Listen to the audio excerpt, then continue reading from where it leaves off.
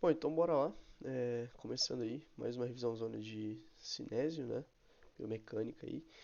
E hoje a gente vai falar um pouquinho sobre coluna, né? Relacionar com os artigos que a gente viu em sala e membros inferiores, tá? Então, basicamente, né? Eu vou colocar uma imagem aqui pra gente dar uma revisada na coluna, mas não vamos aprofundar muito não, porque a gente viu isso já bastante aí no primeiro bimestre. Então aqui a gente tem a nossa coluna, certo? A coluna ela vai ser formada por vários segmentos, então a gente tem 7 vértebras cervicais, 12 vértebras torácicas, 5 vértebras lombares, mais umas 4 vértebras sacrais ali, que são vértebras fundidas, né? E aí a gente tem o cóccix lá no finalzinho da coluna. E aí a gente pode separar, né, essas curvaturas em lordoses e cifoses. E aí a gente tem que as curvaturas primárias que a gente desenvolve são as cifoses, né? Então a cifose torácica e a cifose sacrococcígea, né? Então a cifose, ela é uma curvatura, lembra? Eu tenho uma convexidade, né, que tem uma concavidade anterior, certo? Uma concavidade anterior e tem uma convexidade posterior,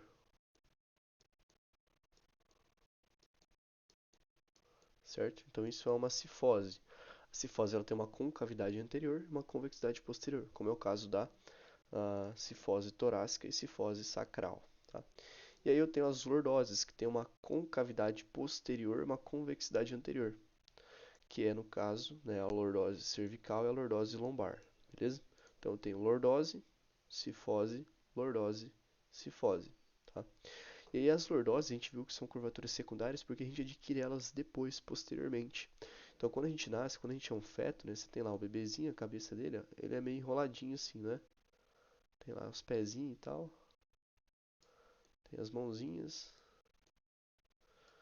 enfim, finge que isso aqui é um feto, mas a coluna dele, ó, ela é toda em cifose, beleza? E aí quando ele adquire o controle cervical, lá até o sexto mês, né, se não me engano, ele começa a adquirir essa cifose, essa lordose cervical. E aí quando você inicia, por exemplo, engatinhar a marcha, ele começa a adquirir a lordose lombar, beleza? E aí em relação às vértebras, né, a gente tem que aqui na cervical, essas vértebras cervicais, a gente tem duas vértebras diferenciadas, né? Uma das características que diferenciam as vértebras cervicais das outras é que elas têm processo espinhoso bifurcado justamente por conta desse ligamento nucal aqui, tá? Que serve de origem para vários músculos, né? Enfim. Então a gente tem que a C1, ela é uma vértebra típica da cervical, né? Porque ela não tem processo espinhoso, né? Ela não tem corpo e ela é chamada de Atlas, tá? Então lembra da Atlas? Ó, essa aqui é a C1, né? Então essa aqui é a Atlas. E aí a Atlas, ela vai se encaixar na C2, que é a Axis. E aí a Axis, ela tem o dente do Axis, que vai proporcionar um momento de rotação da cabeça, certo? Então a gente tem aqui a C1 se articulando aqui em cima na C2, proporcionando os movimentos rotacionais da cabeça, da articulação que a gente chama de atlantoaxial, tá? Que é uma articulação sinovial ali, enfim. Opa. E a gente tem a articulação entre, né, o nosso, nosso osso occipital aqui, a cabeça, e a atlas, né, a gente chama de articulação atlanto-occipital, né? E essa articulação aqui ela permite movimentos de flexo e extensão. Ela também é uma articulação sinovial, beleza? De modo geral, as outras vértebras, né, cervicais aqui, com exceção da C7, são bem parecidas, né? Então, outra característica das vértebras cervicais é que elas têm um forame transverso, né? Então, lembra, o forame transverso é aquele buraquinho, né? Aquele forame. Forame é um buraco, né? Então, elas têm esse forame transverso que serve para passagem de vasos sanguíneos, né, e de nervos aí para os membros superiores, beleza? Para o crânio, perdão. E aí a gente tem que a C7, ela é uma vértebra diferenciada, né? Essa aqui é a C7, porque ela tem um processo espinhoso em comparação com as outras, mais alongado e um pouco arredondado, né? Então essa C7 aqui, ela já se aproxima mais de uma vértebra torácica, ela é uma vértebra de transição. Então a gente vai transitar da cervical para a torácica, beleza? Basicamente seria isso, né? Então em relação aos discos intervertebrais, a gente não tem disco intervertebral, na atlanta occipital, né, entre o occipital e o atlas, e a gente não tem disco intervertebral entre a atlas e a axis, mas aí nas outras a gente já vai ter o disco intervertebral, beleza? E aí já vamos falar dos ligamentos, né? Esses ligamentos aqui, eles estão em toda a coluna, tá? Pra mim já tirar eles ali, já eliminar. Então a gente tem o ligamento longitudinal anterior, que é esse grandão aqui, ó, cruza toda a coluna, né? Vai até próximo ao cóccix. O longitudinal anterior, ele é um ligamento que ele vai impedir o quê? A anteriorização do disco, né? Então ele vai impedir o disco intervertebral de deslizar anterior. Então quando eu faço um movimento de extensão do meu tronco, né, o que acontece? Eu gero uma compressão na parte posterior aqui do meu disco e ele tende a anteriorizar.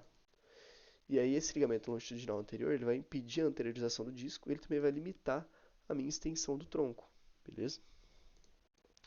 Na parte posterior, eu tenho o ligamento longitudinal posterior, que está ali aderido ao corpo da vértebra, e ele vai limitar justamente a posteriorização do disco. Então ele vai limitar o disco de deslizar para trás quando eu faço uma flexão.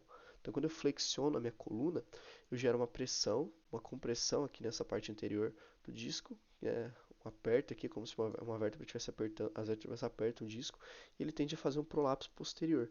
E aí esse ligamento longitudinal posterior impede esse prolapso. E ele também limita a flexão. Junto com ele aqui atrás, né, na parte posterior do forame, a gente tem o ligamento longe, não, esse aqui não, não sei se dá pra ver ele. Cadê? Será que não dá pra ver ele? Enfim, a gente tem o ligamento amarelo, né? Eu acho que não vou conseguir selecionar ele. Mas a gente tem o ligamento amarelo, que é aquele ligamento que está aqui na parte posterior do forame, né? Ó, se eu pegar a vértebra aqui, ó, o ligamento amarelo ele passa aqui atrás, ó, tá? Passa aqui atrás, na parte posterior, na parte anterior aqui do forame. E esse ligamento, ele também limita a flexão do meu tronco, né? Ele é um ligamento que ele tem uma capacidade elástica muito boa, né? Ele é composto aí por cerca de 70% de elastina. Então, quando a gente faz um movimento de flexão no tronco, né, mais lento, ele vai se adaptando a esse movimento, né, ele vai esticando, e aí chega um ponto em que ele trava, que ele limita a nossa flexão. E aí aqui atrás ainda tem o ligamento interespinal, né, que deveria ter aqui um interespinal, ele está atrás, né, e o supraespinoso, tá? Então o interespinal é um ligamento que ele vai estar entre os processos espinhosos, ele liga um processo espinhoso ao outro. Aí eu tenho os intertransversários, né, que são esses aqui, estão entre os processos transversos, e o supraespinoso, é o supraespinal, que está em cima ali dos processos espinhosos, tá? Que ele é mais característico mesmo da coluna cervical, da coluna torácica e lombar. Porque ali na cervical eu tenho ligamento nucal, então não tem esse. Eu tenho. É o ligamento nucal, né? Então eu não preciso ter esse ligamento supraespinoso, beleza? Em relação aos ligamentos é isso, tá? E a gente tem que essas vértebras torácicas, ó, elas são vértebras que ela tem um processo espinhoso mais alongado, né, mais comprido, e ele é voltado para baixo, ele tem uma angulação inferior, né, então ele meio que aponta para baixo, certo? E isso é uma das coisas que limita, por exemplo, a extensão da coluna torácica, né? Então a coluna torácica ela tem movimentos um pouco mais limitados, apesar de ela ter uma grande mobilidade, né? Mas ela tem movimentos mais limitados por conta desse encaixe aqui, desses processos espinhosos. Então, quando eu faço uma extensão, né, ele vai estar em contato com o outro, eu vou ter uma limitação óssea ali que vai impedir esses movimentos. Mas ainda assim, a gente tem em relação às amplitudes de movimento, né, esqueci de falar da cervical. Né, cervical, a gente tem uma amplitude de 85 graus de extensão, então eu consigo fazer, eu tenho 85 graus de extensão na coluna cervical, 50 graus de flexão, 40 de flexão lateral e 90 graus de rotação, sendo que a maior parte dessa rotação vai acontecer na atlanto axial, beleza? Na coluna torácica, né, em relação às amplitudes de movimento, eles são movimentos que têm maior limitação, né, são movimentos ali um pouco menores, mas a gente ainda tem ali alguns bons graus de flexo-extensão e de rotações, beleza? Então seria mais isso, né? O corpo dela, ele não é nem tão pequeno, nem tão grande quanto a da lombar, né? Enfim. E aí, nessa coluna torácica, uma coisa que a gente tem, né, são as articulações das costelas, né, para formar o tórax. Então, a coluna torácica faz parte do nosso tórax. Deixa eu pegar aqui uma imagem do tórax, que fica legal para a gente ver. Então, aqui a gente tem o tórax, né, a gente tem a nossa coluna torácica. Então, aqui de T1 até T12, a gente vai ter a inserção das costelas, beleza? Então a coluna torácica ela está ligada ao nosso externo através das costelas, através dos arcos costais. E aí a gente tem duas articulações, né, entre as costelas e os arcos costais e as vértebras. A gente tem as articulações costovertebrais, né, e as costotransversais. A costovertebral é uma articulação que vai estar entre a face costal e o corpo da vértebra, e a costotransversal entre a face costal e o processo transverso da vértebra. E essas articulações são sinoviais, então elas permitem certas amplitudes de movimento, beleza? Na parte anterior a gente tem várias articulações também. Aqui a gente está falando de tronco, né? Então a gente tem as articulações uh, aqui no externo, manúbrio external, externo xifoidal, né?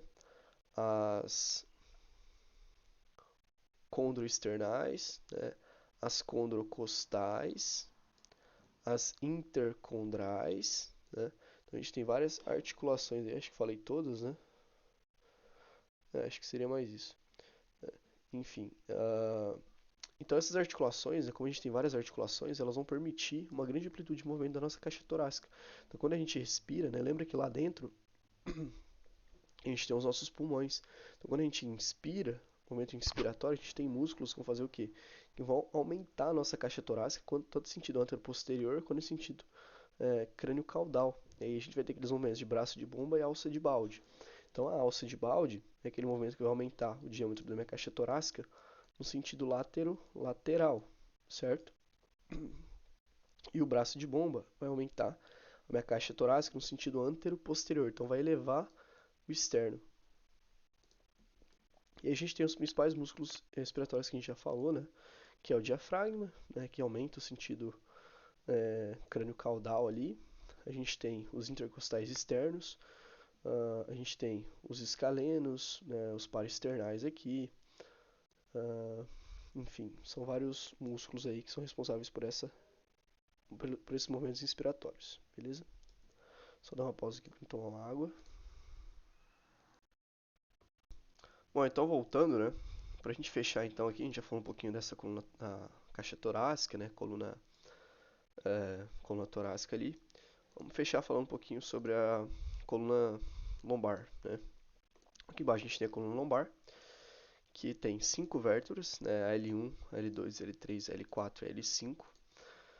E aí a gente tem casos em que a pessoa pode ter uma sexta vértebra, né? Ou ela pode ter 4 vértebras lombares, né? Que são variações anatômicas que a gente encontra. Mas basicamente essas vértebras lombares elas têm um corpo mais espesso, tá?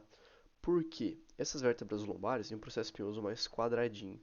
Essas vértebras lombares, elas são vértebras que elas vão suportar muita carga. Então, quando a gente pensa no nosso tronco, a maior parte, né, lembra que as curvaturas da coluna, elas funcionam como molas. Elas servem para amortecer, né, os nossos movimentos ali, dissipar as cargas quando a gente se movimenta. Só que toda a base dessa mola é a lombar. Então a maior carga vai ser gerada onde? Na coluna lombar. Por isso que a gente precisa ter vértebras maiores. O corpo vertebral é formado por osso esponjoso, que é aquele osso que absorve, né, que ele consegue ter uma deformação maior para absorver as cargas. E aí a gente tem esses discos intervertebrais, né, eu acho que eu já mostrei o disco intervertebral, mas basicamente, né, o disco intervertebral ele tem um anel fibroso ao redor, né? E ele tem um núcleo pulposo aqui no centro dele, né? E aí quando eu aplico uma carga sobre esse disco ele deforma, né? Essa parte do núcleo pulposo é formada por protoglicanos e água, né? Então é como se fosse um gel. E o anel fibroso por colágeno, então ele mantém esse gel ali dentro. Quando eu aplico uma carga na minha coluna, o que que acontece? Esse disco ele vai fazer como se fosse eu vou estar meio que amassando esse disco, como se fosse um babalu mesmo. E aí essa carga ela vai ser distribuída em todas as áreas do disco, certo? Então é isso que acontece.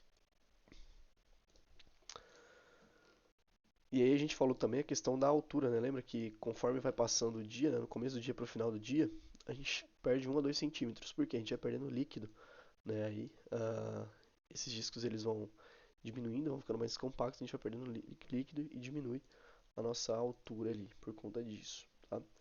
E aí só mais uma coisa aqui pra gente fechar a coluna, e falar um pouquinho sobre os artigos e os músculos, né? Aqui na região da lombar, a gente tem a junção lombosacral, que é a articulação entre a coluna a L5 e o sacro, certo? Deixa eu fazer mais uma pausinha. Meu, peço até desculpa, eu tô parando bastante, porque eu peguei uma gripe meio fodida, tá? Aí tô meio ruim ainda. Mas vamos lá. Então aqui a gente tem a junção, né, entre a L5 e o sacro, a base do sacro, ali, promotório. E aí a gente tem uma angulação, né, nessa junção lombosacral entre a L5 e o sacro de mais ou menos 30 graus. Então a gente tem uma angulação de 30 graus aqui entre a L5 e o sacro. E essa angulação ela faz com que eu tenha um aumento dessa lordose lombar, beleza? E eu acho que de modo geral seria isso, né? Só algumas considerações sobre a coluna lombar em relação ao movimento, né? Os movimentos de flexo e extensão da coluna lombar são de até 60 graus, então a gente tem até 60 graus de flexão nessa coluna, né? Extensão, a gente tem de 20 a 35 graus, e aí quando eu faço extensão tem um aumento da lordose, né? Então imagine que a coluna está indo para trás, o que vai acontecer? Eu vou ter um aumento da lordose. Quando eu faço uma flexão, eu vou ter uma retificação da lordose, né? Então quando eu faço uma flexão, a lombar fica reta, quando eu faço uma extensão, eu aumento a curvatura, beleza? Em relação à inclinação, a gente tem de 15 a 30 graus, né? Um pequeno grau de inclinação. E rotação muito pequena, né, de 5 graus ali mais ou menos. Por quê? A coluna lombar, lembra que a gente tem as articulações entre os processos articulares superiores e inferiores, né?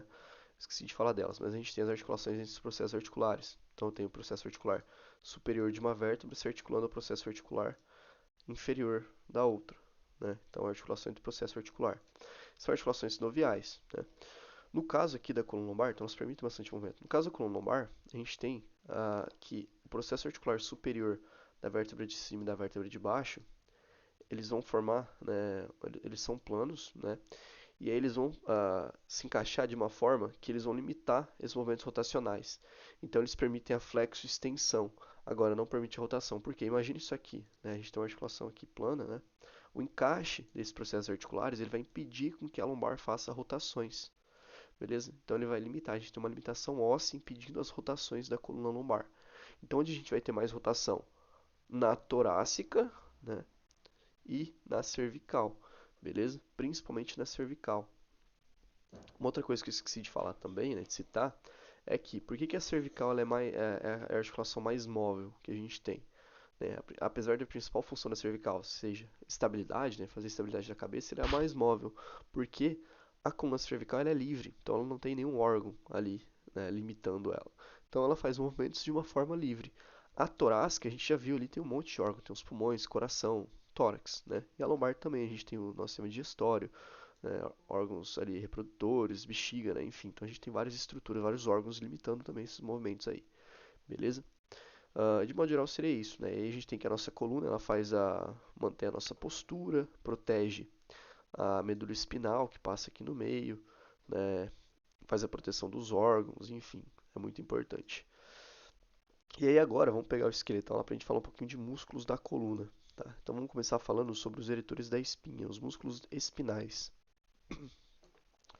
Esses músculos aqui, eles são músculos que movimentam a nossa coluna espinal, principalmente. Depois a gente vai falar um pouquinho da caixa torácica ali. Mas basicamente esses músculos aqui, a gente tem alguns grupos musculares importantes. O primeiro deles são os eretores da espinha.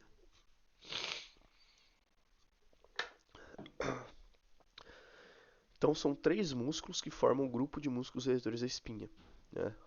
Que são os extensores de tronco. O primeiro deles é o ilho costal. O ilho costal, né, ele é um músculo que é dividido em três porções, em três camadas, né? A gente não vai dividir ele porque é muita origem de inserção. Mas o que a gente precisa saber do ilho costal? O ilho costal ele vai ter origem na região do sacro, na crista ilíaca. Aí ele tem uma parte dele, né, a parte do ilho costal lombar, que se insere nas costelas, né? Mas de modo geral, o ilho costal ele vai até os processos transversos de C4 a C6, tá? Então ele vai se inserir lá em cima, ó, acho que não vai dar para ver aqui muito bem, mas ele vai se inserir lá em processo transverso de C4 a C6, beleza? Então o primeiro músculo que a gente tem aqui nos extensores da coluna, ele tem origem no sacro, ou seja, na crista ilíaca, na pelve, e ele vai até processo transverso de vértebra cervical. Então ele vai até o pescoço, tá? Esse é o ilho costal. Depois a gente tem o longuíssimo, tá? E a gente tem o longuíssimo torácico e o longuíssimo da cabeça. Deixa eu tirar esses músculos de cima aqui, que daí fica melhor pra gente ver. Esses músculos aqui são músculos posteriores de cabeça, tá? Então são músculos extensores de cabeça. Então a gente tem aqui os esplênios, né? O esplênio da cabeça e o esplênio cervical. Os esplênios, eles são músculos que eles vão ter origem em processo espinhoso e vão se inserir em processos transversos. Então o cervical, ele vai ter origem em processo espinhoso aqui, se não me engano, de T1 até T5, né? Das primeiras vértebras torácicas. E ele vai se inserir em processo transverso, né? De C2, C3, né? Por ali. E o esplênio da cabeça, ele vai ter origem também em processo espinhoso, ligamento nucal, né, das vértebras na cervical ali, e vai se inserir no processo mastoide, se eu não estiver errado. Deixa eu só dar uma olhada.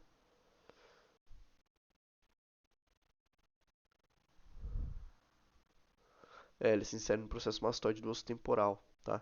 Então o esplênio da cabeça ele vai se inserir no processo mastoide do osso temporal. Então são músculos que vão fazer o quê? Vão estender a nossa cabeça. Eles têm origem em processo espinhoso, cervical e torácico, né? E se inserem ali próximos à, né, cervical, processo transverso cervical e processo mastoide do osso temporal. Então eles vão fazer a extensão da cabeça, tá? São músculos posteriores ali.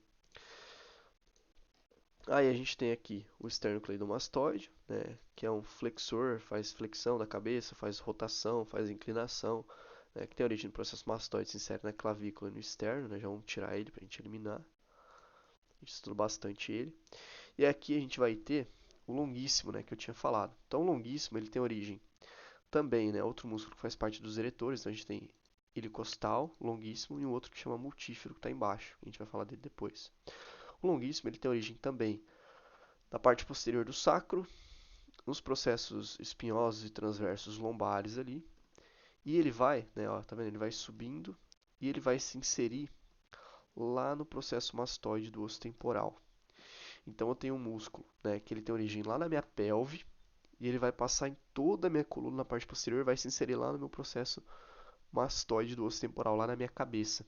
Então ele vai fazer a extensão de tronco, do meu tronco inteiro e da minha cabeça. Beleza? Longuíssimo. Uh, Aí a gente tem aqui os músculos espinais e os semiespinais. Os espinais, né, como esse aqui, o espinal torácico, por que ele chama espinal? Porque ele vai ter origem em processo espinhoso e ele vai ter inserção em processo espinhoso. Então ele faz como se fosse uma meia-lua ali.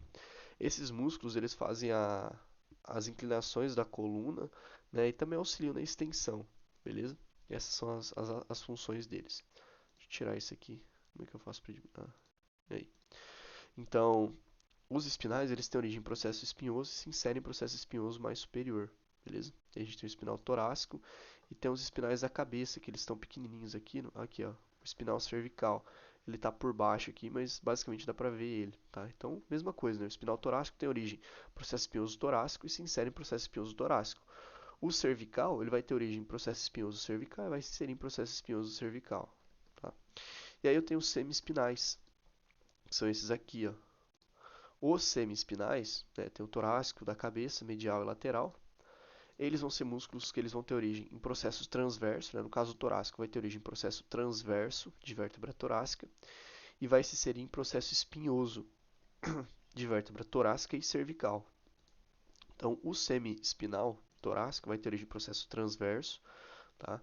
E vai se inserir lá no processo espinhoso cervical, né, se não me engano ali em C6, né? De C6 até T4, beleza? Então, semi-espinais. E aí aqui eu tenho o semi-espinal cervical, né? Mesma coisa, aquele ali é o torácico. O cervical vai ter origem aqui, processo transverso torácico, e vai se inserir em processo espinhoso cervical, de C2 até C7, né? Então, opa, C2 até C7. E aí eu tenho os semi-espinais da cabeça, né? Que vão ter origem em processos transversos cervicais e torácicos, né? O medial tem origem em processo espinhoso torácico e o lateral no processo espinhoso cervical e vão se inserir lá na linha nucal do osso occipital, tá? Então são músculos o quê? Extensores de cabeça, tá? E aí aqui embaixo eu tenho esse músculozão aqui que é chamado de multífero.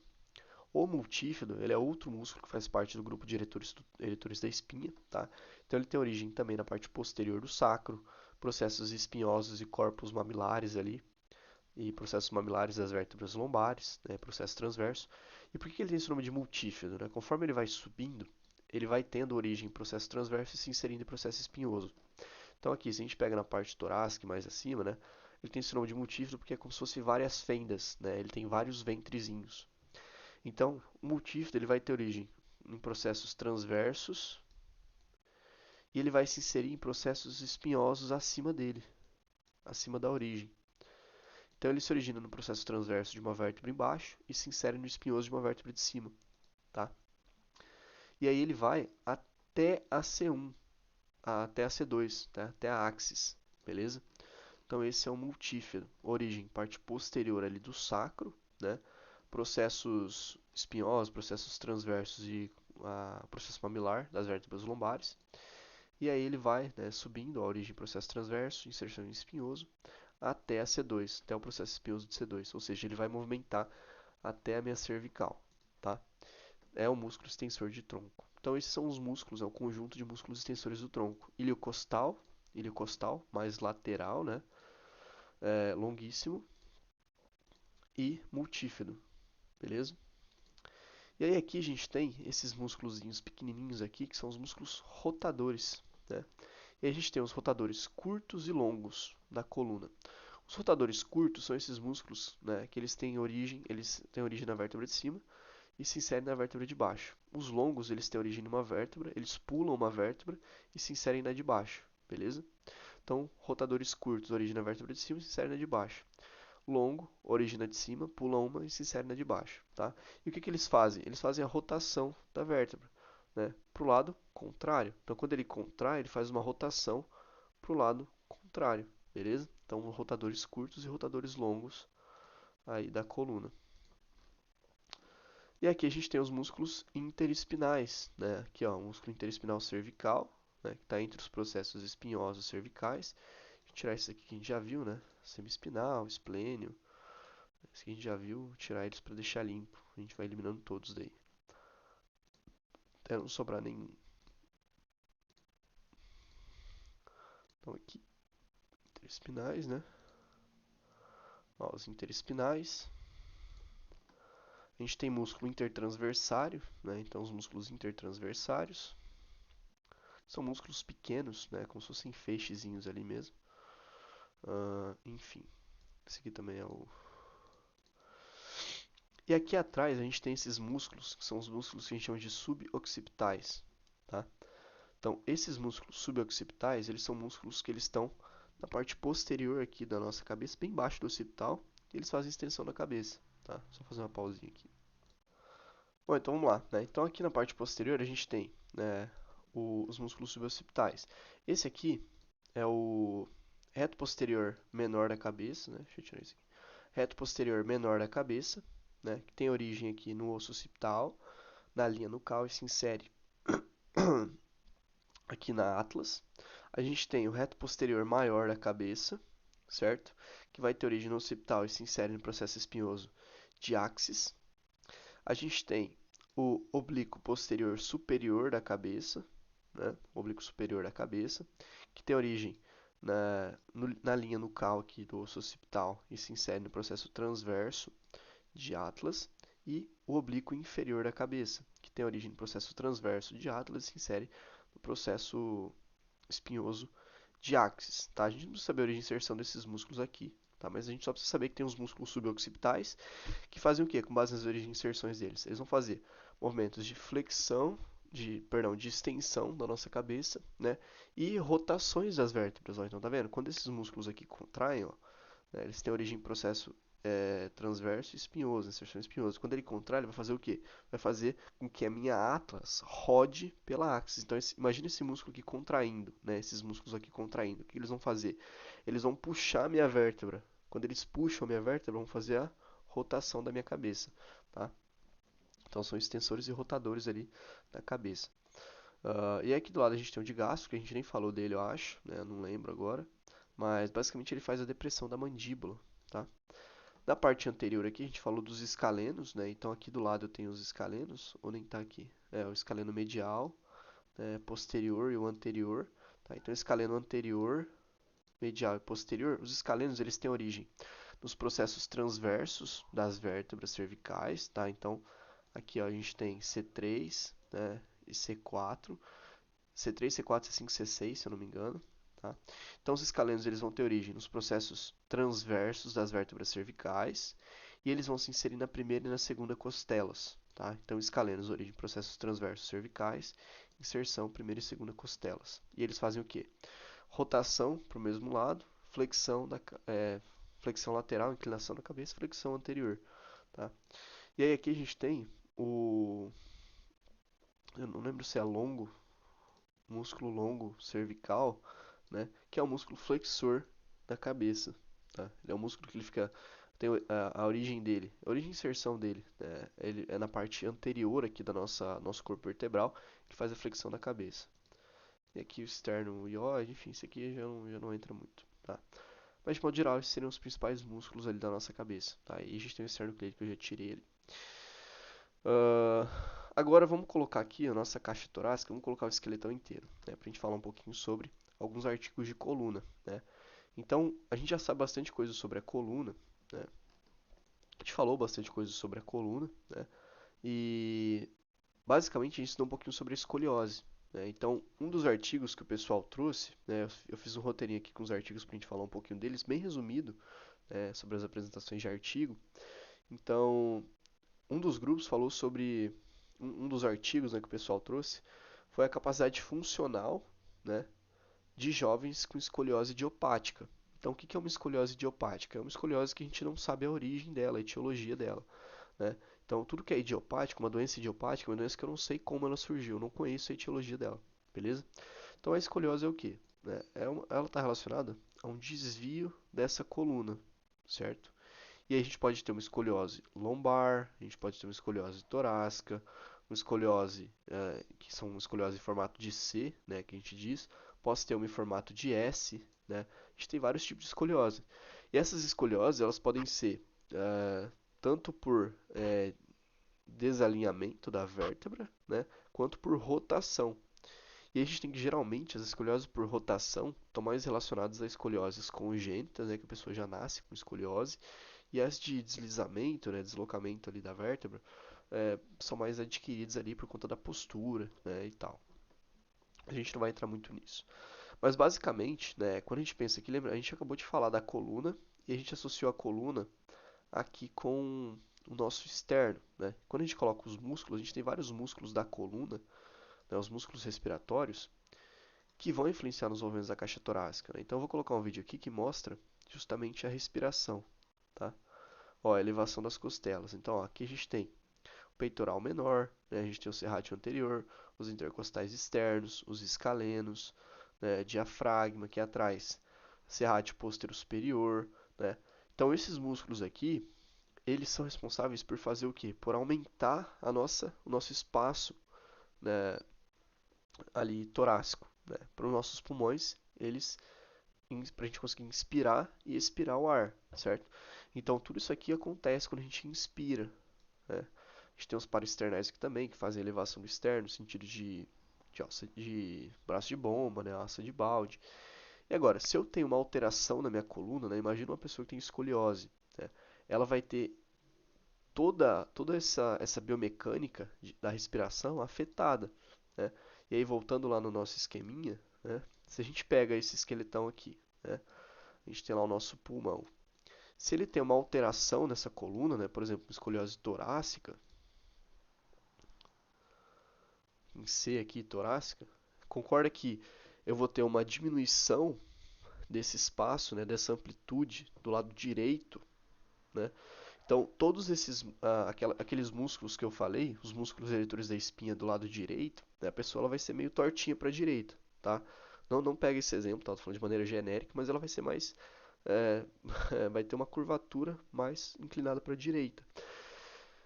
Ou seja, esses músculos aqui, os eretores do lado direito, eles vão ser encurtados e aqueles do lado esquerdo, eles vão ser alongados. Então a gente vai ter uma discrepância ali biomecânica, certo? E aí o que que esse artigo trouxe, né? Só para a gente introduzir mesmo.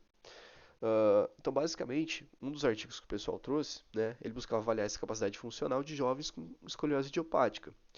E o objetivo era entender como que a escoliose atrapalha na respiração e na função pulmonar. Então, lembra que lá dentro eu tenho os pulmões. Se eu tenho uma alteração na minha coluna, eu vou ter uma alteração nos meus arcos costais e no meu externo, porque a coluna ela é ligada ao externo através dos arcos costais. E isso vai afetar o que? Os meus pulmões, o espaço que os meus pulmões têm para expandirem. Né? A descida do meu diafragma vai afetar em tudo isso. E aí, basicamente, nesse estudo, né, a metodologia que os caras fizeram, eles avaliaram, né, a espirometria e a manovacometria, né, então a espirometria para ver o fluxo de ar desses jovens, né, então fazia inspiração máxima, seguida por uma expiração máxima, forçada, e eles avaliaram a manovacometria, que é o que? O teste de força dos músculos inspiratórios e expiratórios, beleza? Então, avalia a força dos músculos ins e ex. E um teste de esforço máximo ali de caminhada, tá? E aí qual que foi a conclusão? Que os jovens que apresentavam, né, escoliose, né, entre 11 a 18 anos, tinham fraqueza dos músculos respiratórios, tiveram pior resultado no teste de esforço e alguns apresentavam taquipneia por conta de uma incursão diafragmática, ou seja, o diafragma deles não descia corretamente para aumentar o espaço, né, crânio-caudal, e aí você tinha menos oxigênio entrando, menos ar entrando para a troca gasosa. Então, a escoliose afeta a respiração? Sim, com certeza, né? Então, qual que foi a conclusão? Que os jovens que têm escoliose têm fraqueza muscular, ou seja, os músculos deles são mais fracos, justamente por conta daquela discrepância, né? Então, se eu tenho uma escoliose em um dos lados, né? Um lado a musculatura vai estar encurtada, o músculo encurtado ele tem menos força e no outro vai estar alongado demais, né? Vai estar em excesso. Um vai estar muito curto e o outro vai estar muito longo. Isso vai atrapalhar a maneira com que esses músculos trabalham, vai gerar uma disfunção. Um pior resultado no teste de esforço, né? Consequentemente por conta da, da taquipneia, né? Daquela respiração acelerada por conta da excursão diafragmática e da fraqueza muscular também, beleza? Uh, então essa taquipneia, né? O que seria a incursão diafragmática? Como o diafragma não desce, ele tem um movimento curtinho. Então o diafragma ele movimenta curtinho. E aí a pessoa respira mais. Por isso que é taquipneico. Né? Então ao esforço a pessoa fica assim. Porque o diafragma não tem espaço para descer, para fazer aquela respiração profunda. Beleza? Uh, e aí a gente tem que a escoliose, né, uma coisa que o pessoal trouxe lá pra gente bem legal, né, no exame de imagem, a escoliose ela é medida por um ângulo que a gente chama de ângulo de Cobb, tá? Então não vai dar pra gente fazer aqui, mas imagina que eu tenho uma curvatura aqui, né? E aqui eu tenho outra curvatura.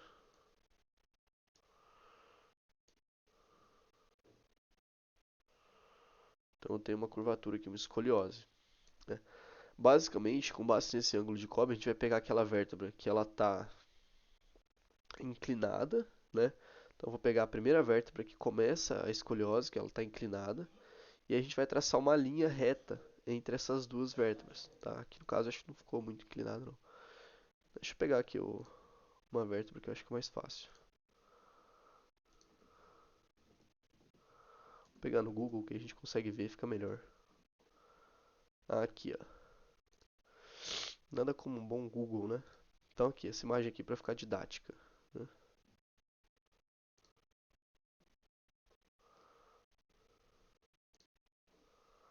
Enfim, né? A gente vai pegar, né? A gente tem aqui a nossa coluna, né? Deixa eu dar um.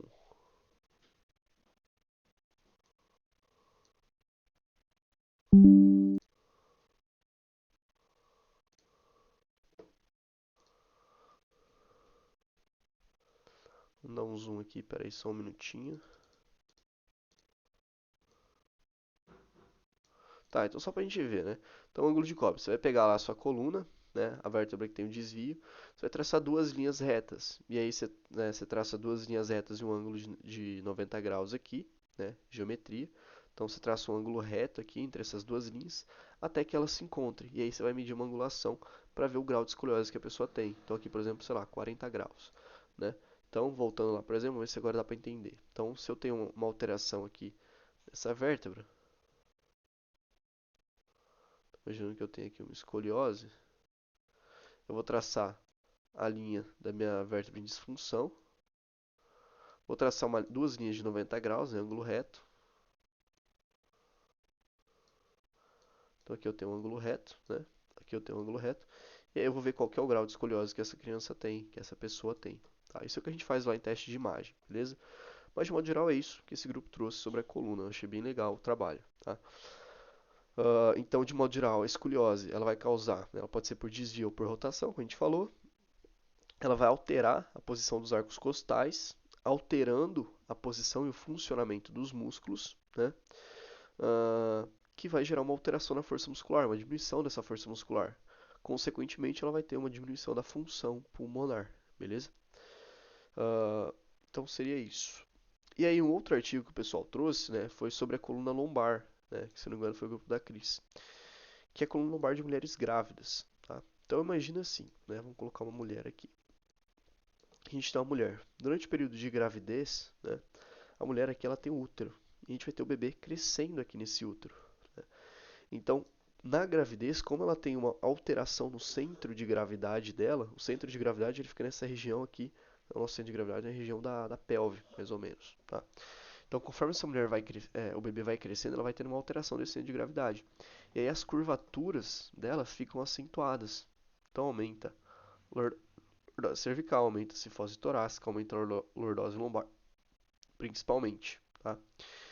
E esse aumento da curvatura lordótica da lombar gera muita dor lombar nas mulheres. Primeiro, por conta da carga, né, tem o peso extra ali de um bebê, e o aumento dessa curvatura. E aí esse estudo, né, foi uma revisão sistemática, que mostrou a aplicação do kinesiotaping para dor lombar na gravidez. E o objetivo foi o quê? Avaliar o efeito da kinesiotaping na dor lombar de mulheres grávidas. Então, bem legal. Então eles pegaram lá vários artigos, né? Tinham, se não me engano, 440 mulheres no total, né, na amostra, gestantes, né? E eles utilizaram um questionário, que é o questionário de dor EVA, né? Para avaliar a dor. A EVA é aquele questionário que vai de 0 a 10, de 0 a 10, quanto está doendo, né? É um questionário subjetivo de dor, mas ele é muito utilizado para avaliar a dor do paciente. E um outro questionário, o questionário de dor lombar, que é muito famoso, muito utilizado, que é o Roland Morris, tá? Que ele é um questionário validado e tal, utilizado em muitos países, enfim. Uh, e aí, basicamente, né, os resultados que esse pessoal obteve, né, é que a kinésio, em comparação com o grupo placebo. Então, em um grupo eles aplicavam kinésio, e outro grupo eles aplicavam tratamento placebo. E aí eles comparavam os dois, né, em relação à EVA, antes e depois da sessão. A kinésio, de forma isolada, né, ela mostrou uma melhora, né, no quadro de dor, até mesmo na função, né.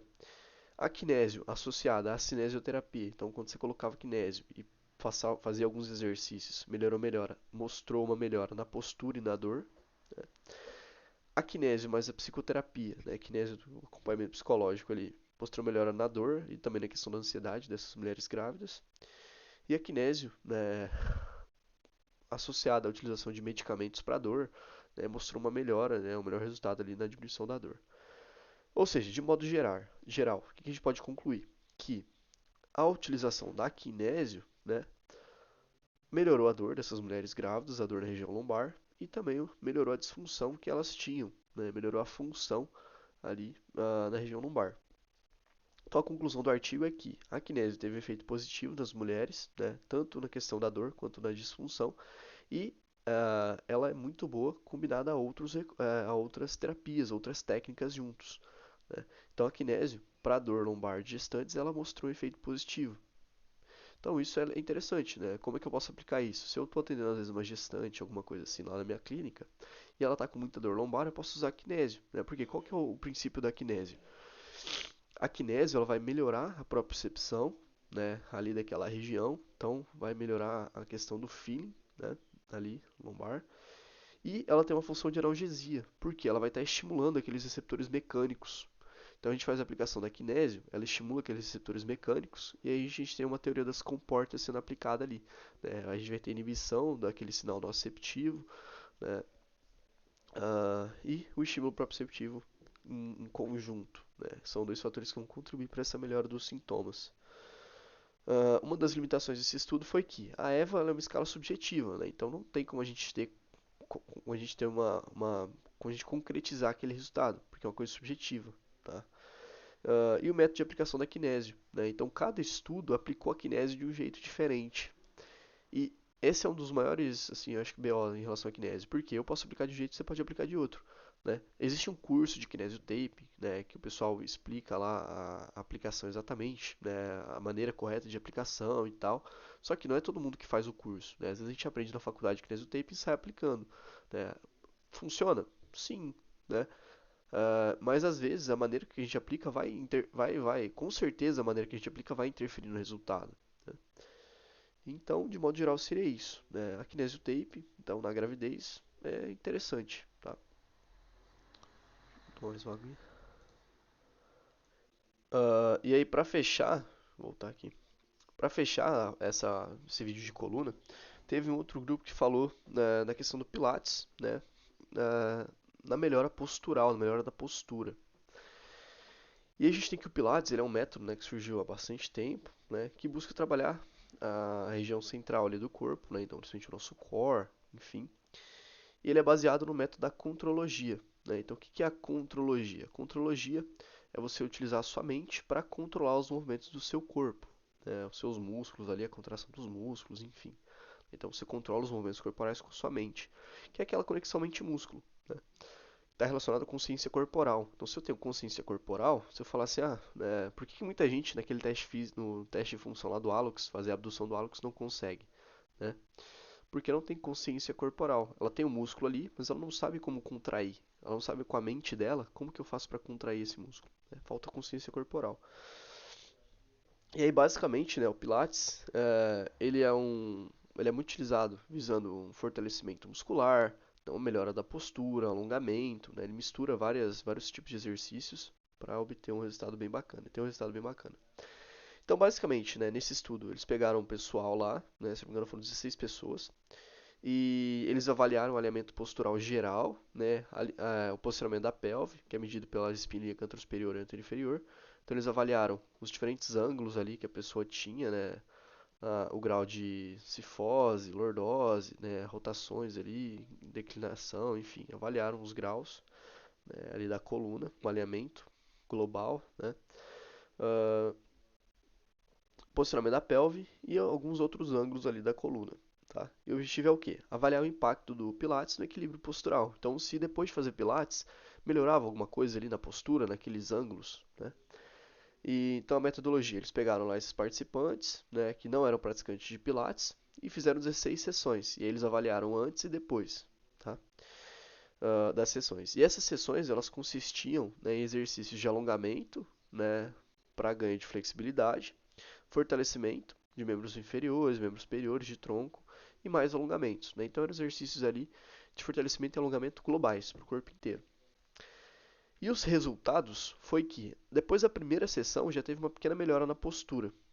E aí depois de 16 sessões, né, ali do tratamento, teve melhora da dor, né, nos indivíduos que relataram dor no início ali do tratamento, uma melhora dos ângulos, ou seja, teve uma diminuição da cifose, né, das pessoas que tinham uma hipercifose, houve uma diminuição da hipercifose e da hiperlordose, né, e uma melhora da consciência corporal.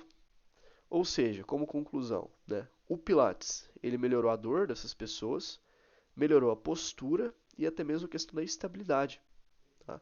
Então, o Pilates ele tem um impacto positivo na melhora da postura corporal, porque você alongando e fortalecendo os músculos, você melhora a função desses músculos, né? Quando a gente fala de estabilidade, por que melhora da estabilidade? Porque a estabilidade está relacionada com o papel articular, né, uma integridade articular e o funcionamento do músculo, que o músculo é um estabilizador dinâmico. Então, você alongando e fortalecendo esses músculos, você tem uma melhora da função muscular, gerando uma melhora da estabilidade, né? E corrigindo a postura, porque às vezes o músculo encurtado, né, se eu tenho um peitoral maior, por exemplo, encurtado, vai fazer o quê? Vai fazer com que eu tenha uma depressão, vai fazer com que eu tenha uma abdução aqui na minha escápula, uma postura mais fechada, né? Enfim, então esses encurtamentos musculares alteram a nossa postura, certo? Então, a partir desses alongamentos de fortalecimento, a gente teve uma melhora ali na postura, né? Melhora da consciência corporal e dos ângulos, que foi o principal. Ou seja, o Pilates é sim muito efetivo, né? É um dos principais métodos que a gente utilizou outro dia para postura, até mesmo para escoliose, né? Que a gente falou, o primeiro artigo foi de escoliose idiopática, né? O Pilates, existem técnicas de Pilates que são voltadas para a escoliose, então é bem bacana mesmo, tá? E aí a gente fecha. Então a gente falou de tudo aí sobre coluna, falou bastante sobre os músculos, né, da coluna, falou um pouquinho sobre músculos do pescoço, né, da cabeça, que pode ser que vá cair aí, que a gente precisa saber. É, falamos sobre coluna cervical, torácica e lombar e sobre os artigos relacionados à coluna, beleza? Então é isso. Espero que tenha ajudado aí e até o próximo vídeo. Valeu!